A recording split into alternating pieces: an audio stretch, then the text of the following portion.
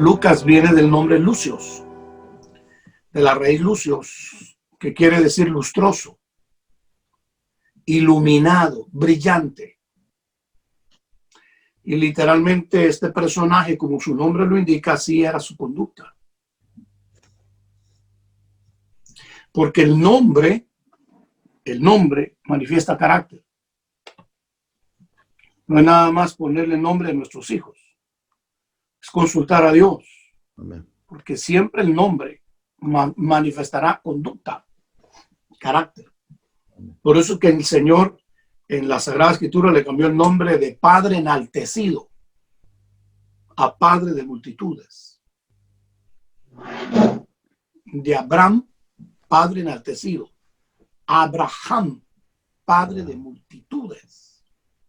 De Sarai, a Sara, de princesa, a madre de un gran pueblo. De Jacob, suplantador, a Israel.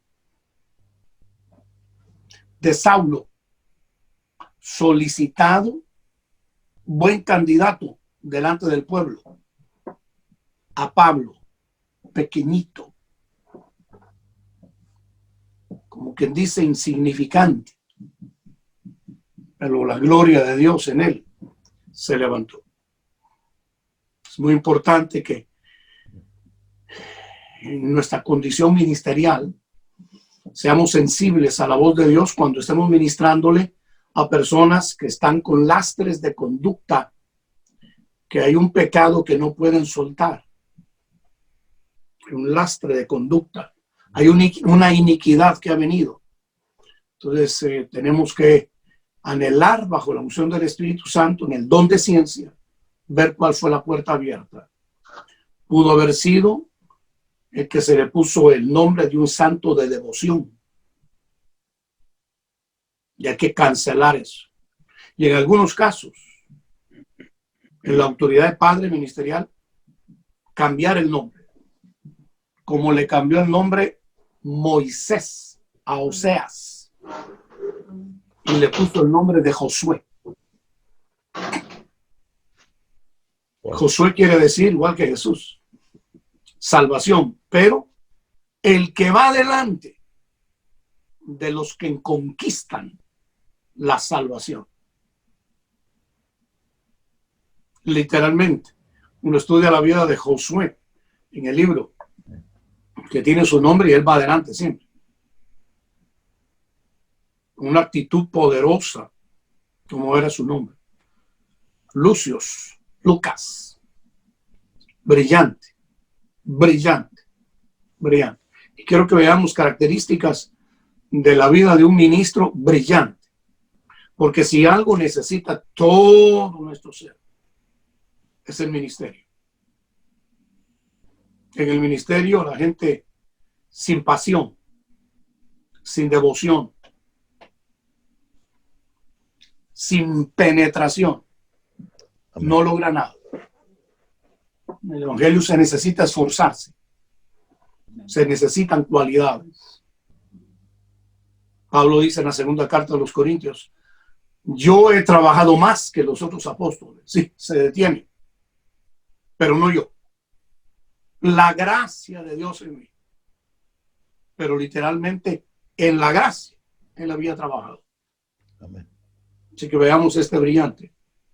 Dice así, puesto que ya muchos han tratado de poner en orden la historia de las cosas que entre nosotros han sido ciertísimas.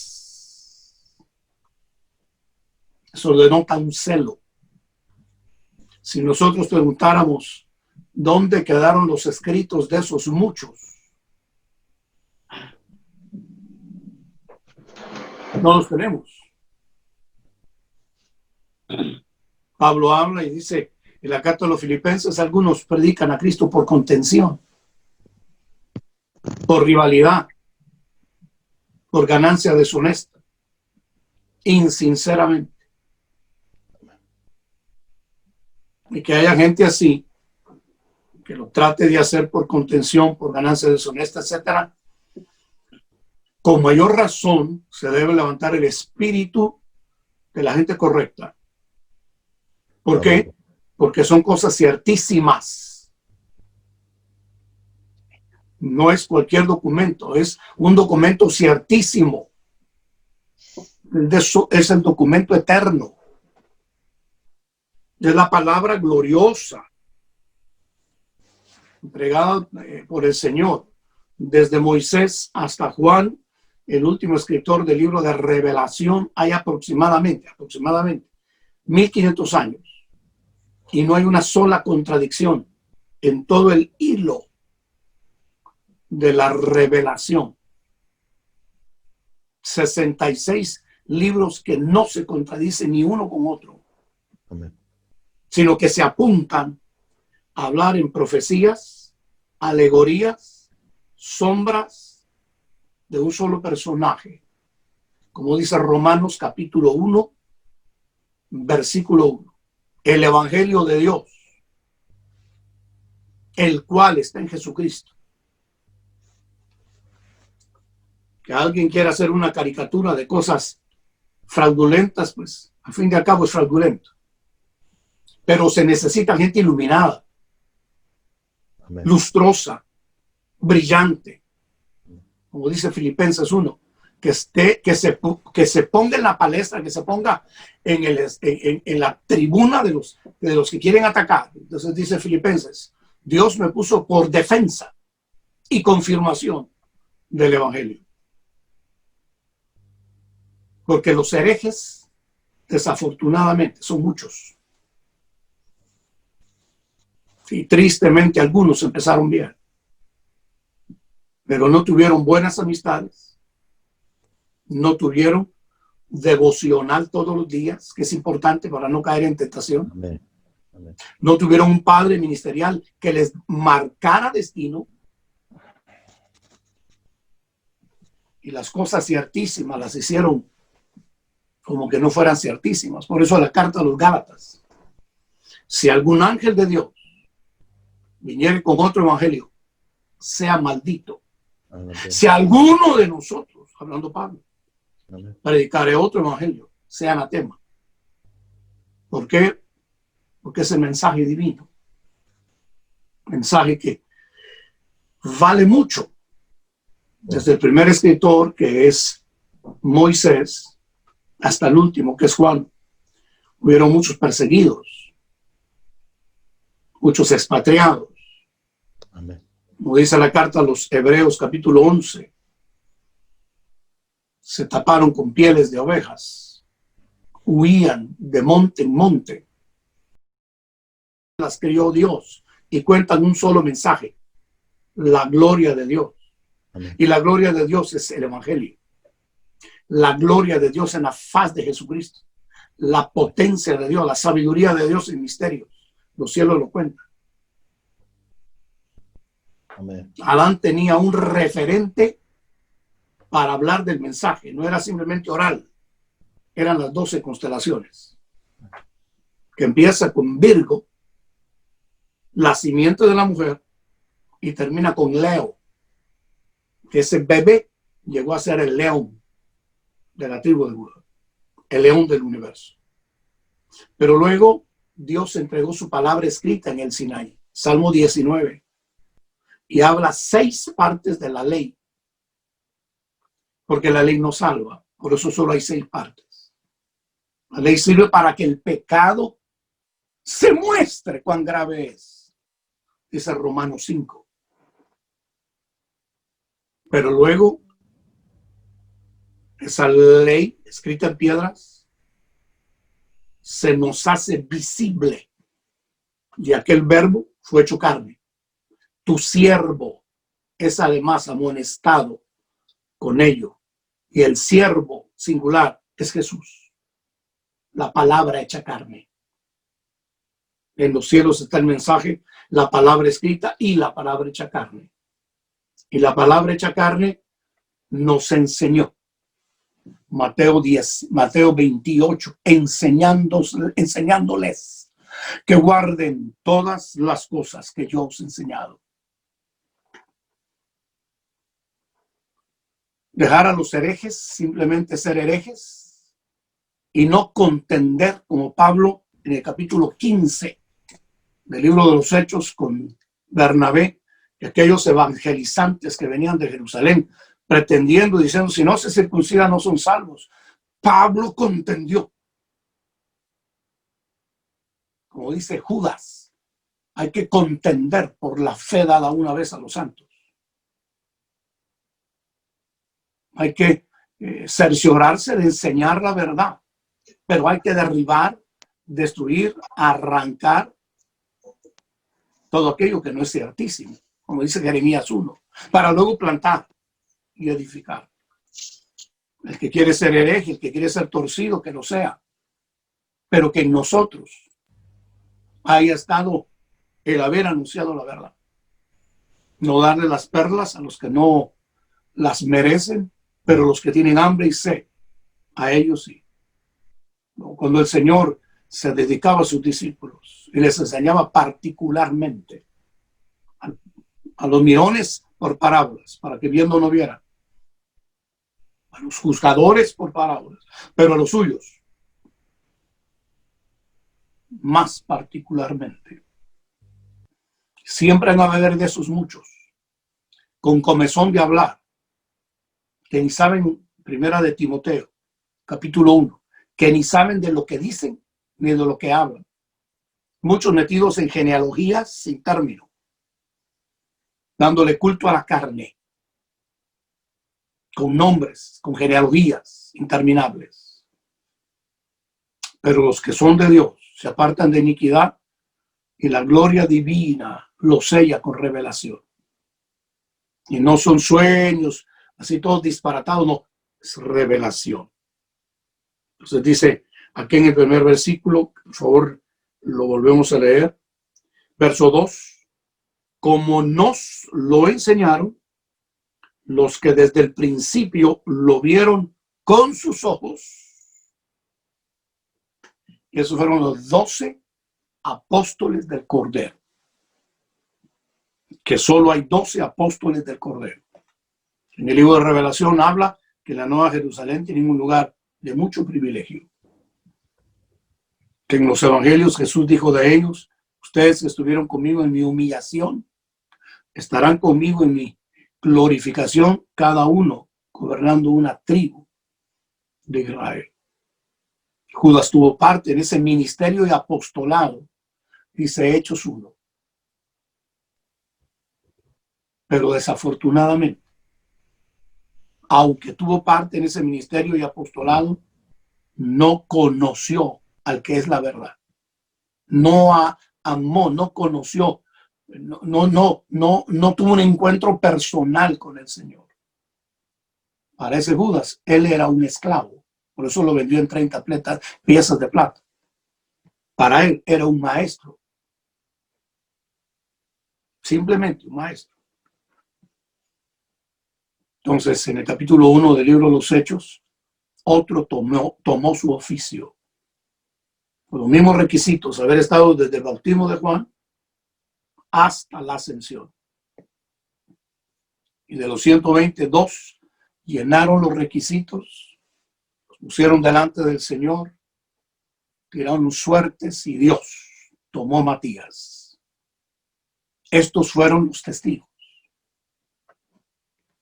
Los vieron, escucharon, palparon, intimaron. Pero además de ser testigos, recibieron algo adicional. Mírenlo, por favor. Y fueron ministros de la palabra. Eso es diferente. Alguien puede ser testigo, pero no tiene la unción suficiente por el Espíritu Santo para analizar, para describir, para anunciar lo que vio. Porque ya el ministerio, según Efesios 4, se recibe por aquel que resucitó. Él constituye apóstoles, profetas, evangelistas, pastores, maestros. Él los constituye. Y a ellos los constituyó el Señor. Y para constituirlos, estuvo con ellos 40 días después de su resurrección. hablándoles del reino de Dios. 40 días ya resucitado, Hechos 10, Pedro anuncia y dice, comimos y bebimos con él. Ya glorificado. Él no vuelve a tener hambre ni sed. ¿Por qué comió con ellos? Porque comer es pactar. Pues vamos a celebrar todos la Santa Cena. Y pactaremos ante Dios. Y pactaremos entre nosotros. Así que testigos, pero ministros. Y un ministerio hay que cuidarlo. Pablo habla en la carta a los Gálatas, dice que hayan sido en otro tiempo. A mí nada nuevo me dieron. El evangelio no es ritual. El evangelio es vida. Es vivencia. Es intimidad con Dios. Como dice Filipenses 3, a fin de conocerlo. La palabra conocerlo es intimar tan profundamente que llegue a ser parte de él y él parte de mí. No rito. Por haberse quedado con rito, ellos ya no le predicaron el evangelio a los gentiles. Y cuando Pedro llegó a la casa de los gentiles, en capítulo 10 del libro de los Hechos, en el 11, ellos sientan a Pedro y le dicen, ¿entraste a casa de gentiles? ¿Comiste con ellos? Como que Israel fuera mejor que los gentiles cuando en el primer Adán todos pecamos. Tengamos o no ritos, somos pecadores. Porque la herencia del primer Adán está en nosotros. El ministerio hay que cuidarlo como un atleta, dice Pablo escribiéndole a Timoteo. Como un soldado que siempre está bajo las órdenes de su general en jefe. Como un labrador que siempre estará cuidando lo que sembró. Requiere paciencia, requiere disciplina, requiere obediencia. En estos poquito más de 50 años de ministerio, yo he visto gente preciosa que descuidó su caminar. Como las iglesias del libro de Apocalipsis, capítulo 2 y 3. Ahí estaban, pero de las 7, 5, sin candelero. Ocupando un lugar, teniendo un edificio, teniendo gente, membresía, etcétera. Todo lo que es la forma de un servicio, pero sin candelero.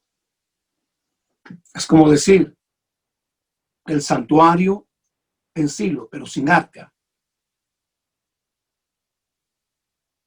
El templo en Jerusalén, pero sin arca.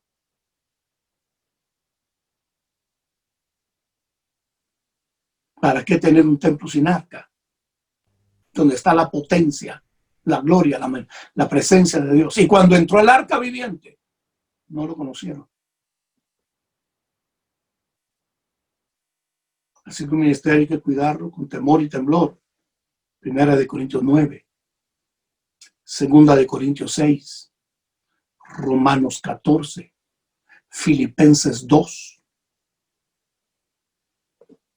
Pablo hablándole a Timoteo.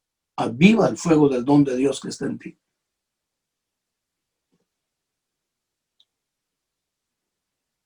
Qué triste haber sido testigo ocular y ministro de la palabra para que en un momento dado de la historia, el Señor tuvo que haber agarrado a otro hombre que había sido perseguidor de la iglesia, habérsele revelado, porque aquellos que inicialmente iban a evangelizar las naciones se quedaron con rito.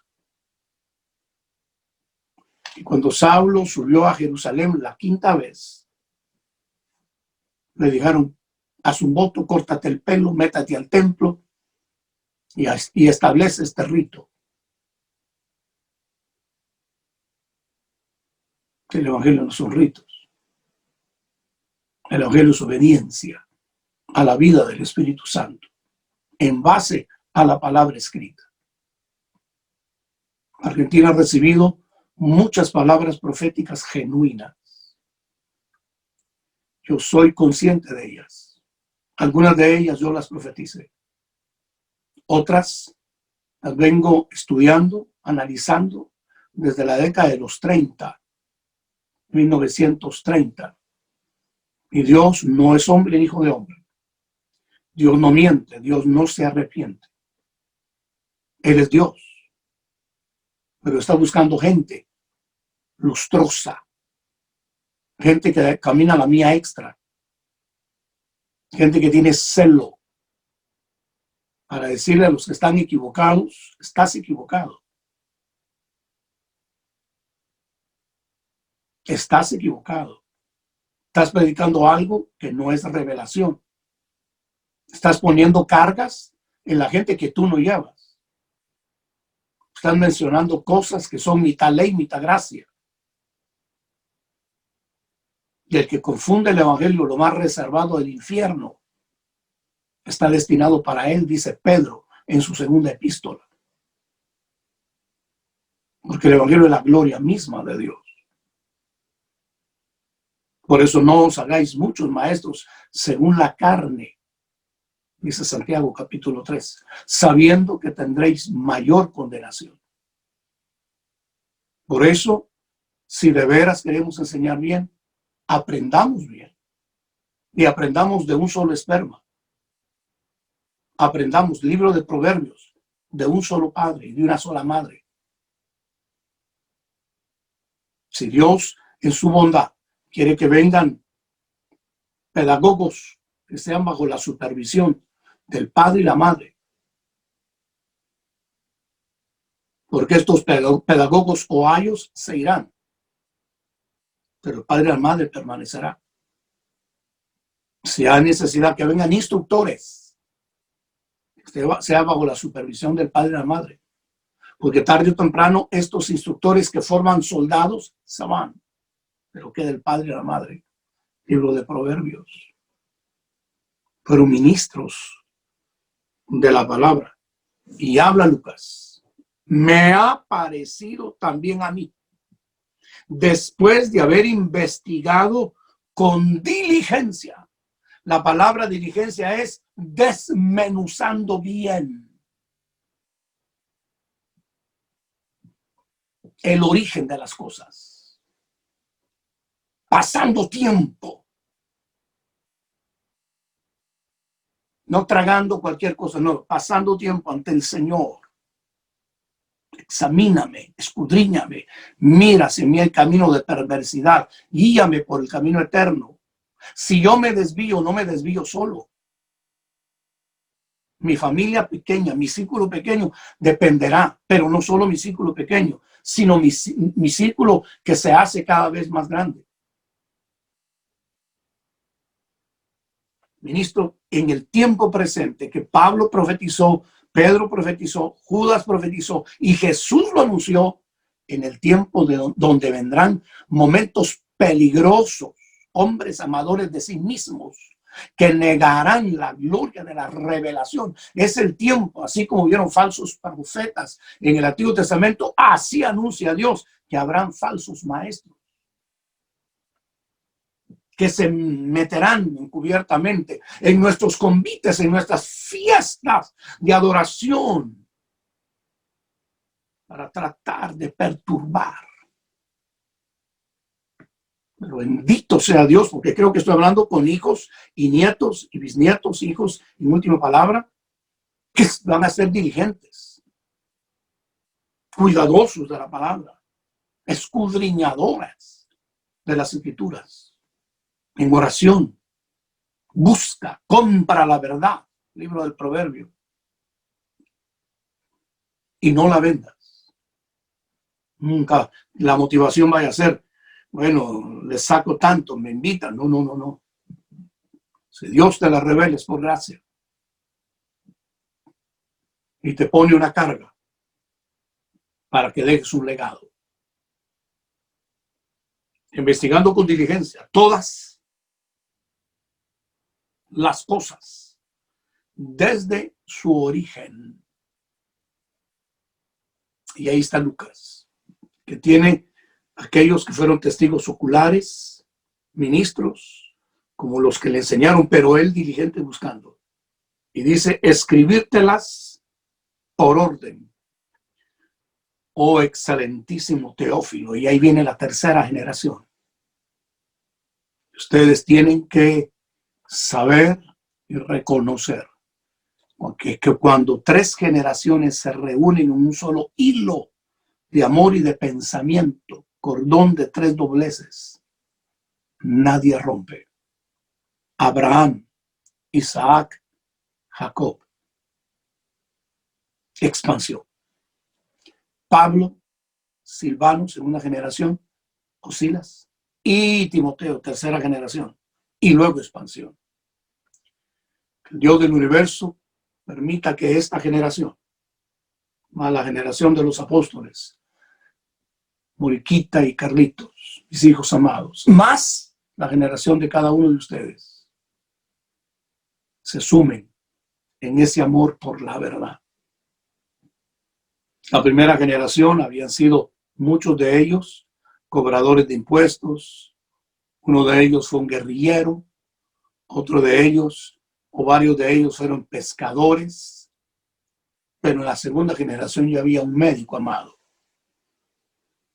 lustroso, iluminado, diligente.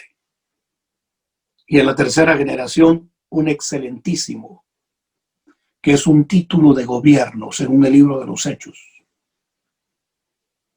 Cuando se le habla a un excelentísimo Agripa,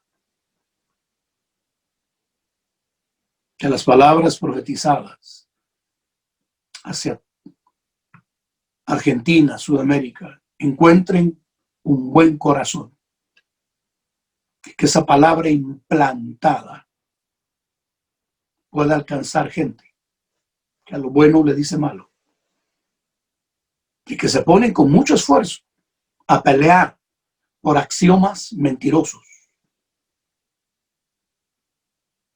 y pelean diciendo que hay un tercer sexo y se esfuerzan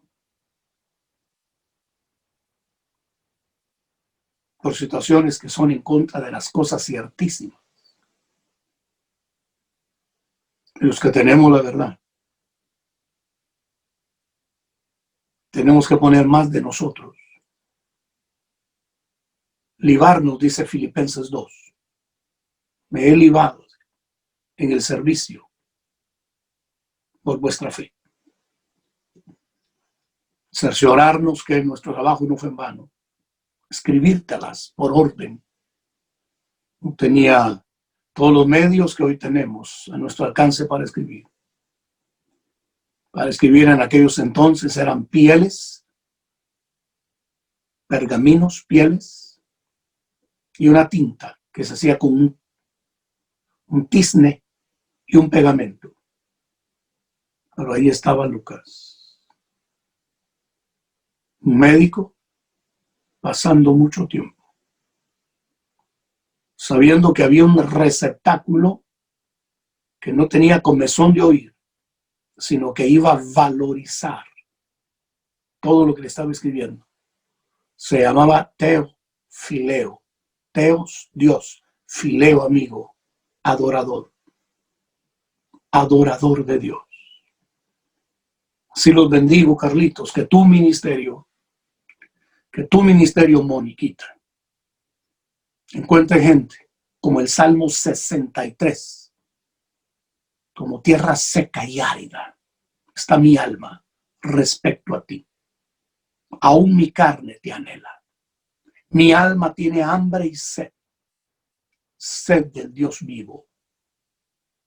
Que Dios los bendiga para que tengan ustedes receptáculos como el Salmo 119. Cuánto amo tu ley. Es mi meditación de día y de noche. Me es más dulce que la mía. Me es más cara que el oro refinado, que el oro de Ofir. Amo tu palabra más que los tesoros. Tu palabra me ha hecho más sabio que mis consejeros. Cuando los avergonzadores quieren pretender destruirme con tu palabra. Lo separado. Lo que sostiene el universo es tu palabra. La suma de tus palabras es la verdad. En tus años, más de 4 décadas, he visto movimientos que crecieron lindos y se sumaron. Porque empezaron a reconstruir en madera, en hojarasca, ya no en plata, ya no en oro, plata, piedras preciosas, que es lo que resiste el fuego. El Todopoderoso los bendiga tanto. Esta noche de 25, por la madrugada que me levanté, que estuve con Dios, recibí el mensaje oral de un profeta y apóstol. Y me decía este profeta y apóstol, hoy empieza en el mundo algo nuevo.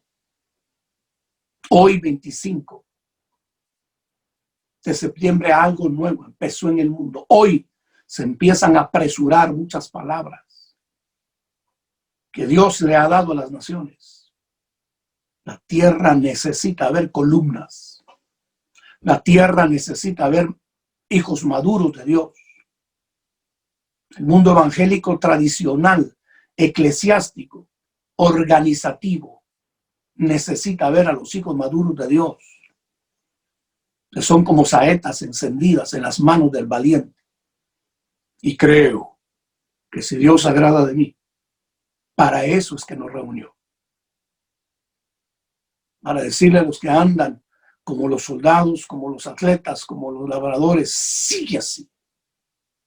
Para decirle a los que por X y motivo no honran a su padre ministerial, su madre ministerial, el hijo necio nunca termina bien. El hijo que honra a su padre, ese será llamado bienaventurado. Así que todo el esfuerzo de Lucas no era para ganarse un nombre. No era para quedar en la tribuna o en el hall de los vencedores de la fe, no. Era para dejarle un tremendo legado a un excelentísimo Teófilo, para que conozcas bien la verdad de las cosas en las cuales has sido instruido.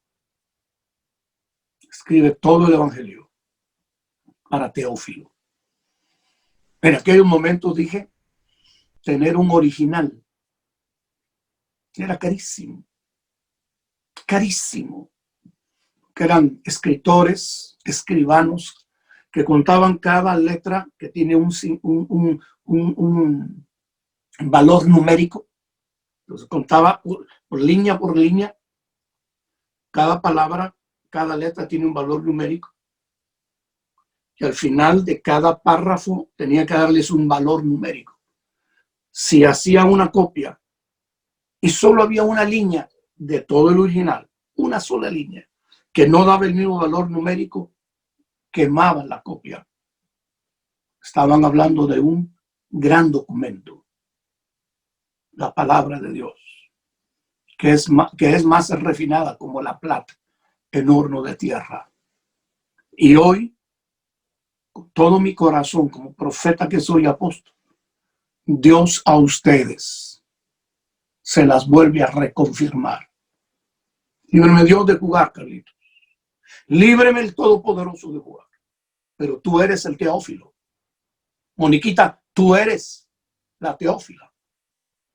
Teos, fileo, amigo de Dios. Adorador de Dios. Y si Dios se agrada de nosotros, yo le ruego, Carlos, Mónica, que levanten sus manos. Porque yo voy a hacer una impartición. Amado Padre, todo lo que por tu piedad desde los 8 años has venido sembrando, sembraste en mi padre, tu siervo, tu hijo, sembraste en mi abuelo, tu siervo, y no conocí a mi bisabuelo, pero sembraste en él, y en mí en todos estos años has sembrado. Tuve maravillosos mentores, instructores, que me dieron un legado. Solemnemente, el 25 de septiembre del año 2020, todo lo que tengo en la unción de maestro, en la unción de profeta y de apóstol, se lo delego a mis hijos. Recíbelo, Carlos. Recíbelo, Mónica. Ahora, ese peso de revelación, ese amor por la palabra, ese amor por la presencia de Dios, ese anhelo de estar con Él, horas de horas de horas, conociéndolo en intimidad, para la gloria de Dios. Ustedes dejen un legado glorioso, que vivan muchos años viendo a sus hijos con honra, porque la honra de un padre es que sus hijos sean mejores que uno. Esa es la honra de un buen padre. Que sus hijos hagan hazañas, que sus hijos hagan proezas. La honra de Isaí, que David matara leones, que David matara osos, que David matara al gigante. La honra de Isaí. Que David nunca levantara la mano en contra de Saúl. La gloria de Isaí. Que David prefiriera salir a la cueva para no mancharse las manos, hasta que llegó la hora del cumplimiento. Y las dos tribus del sur le fueron a decir a David: reina sobre Judá. Y reinó 7 años en Hebrón. Y después de 7 años, todos los ancianos de Israel llegaron a decirle: somos hueso de tu hueso, somos carne de tu carne. Dios te dijo que tú serías el rey. Tú eras el que sacaba al ejército a la batalla y lo volvías a traer. Dando a entender, Saúl no lo volvió a traer. Hicieron pacto con él y se cumplió la palabra. Eso es lo que yo profetizo para ustedes. Que sus hijos benditos hagan hazañas, hagan proezas, como el Salmo 60. Que sean sus hijos, sea gente de respeto, de protocolo. Que los honren a ustedes, como ustedes me honran a mí. Que ustedes me aman, me honran, me cuidan. Que así el Dios de toda gracia lo haga con sus hijos. Y que sus hijos lo hagan y lo cosechen con los hijos que tengan. Que las cosas ciertísimas nunca se desvíen en la casa que Dios le está permitiendo apostolar. Que las cosas ciertísimas vayan de generación en generación, como el Salmo 45, el Salmo del Rey. De generación a generación serán contadas tus poderosas obras, sí, tus poderosos hechos. Grande es Jehová y digno de suprema alabanza. En el nombre de Jesús.